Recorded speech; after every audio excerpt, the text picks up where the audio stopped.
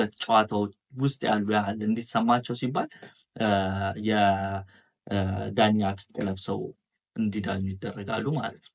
አሁን ደግሞ አንዳንድ በተን እናያለን። እዚህ ጋር እንደምታዩት 2 በተኖች አሉ። ቀዩ የሚጠቅመው ሜዳ ውስጥ ካለው ዳኛ ጋር ለመገናኘት ነው፣ መደወያ በሉት። እናም እሱን በምንጫንበት ጊዜ ከዳኛው ጋር መነጋገር ይቻላል ማለት ነው። ለምሳሌ በጨዋታ መሃል አንድ ችግር ቢፈጠር ጨዋታው አያስቆመውም ወይም ዳኛውን አይጠራውም። ነገር ግን አረንጓዴ በተን አለ፣ እሷን በመጫን ማርከር እናደርጋለን ማለት ነው። ያው ከጨዋታ ምስል በታች ታይም ላይን አለ፣ እዛ ላይ እንደ ምልክት ሆኖ ይቀመጣል። ከዛ ጨዋታው ከተቋረጠ በኋላ በድጋሚ እናየዋለን ማለት ነው።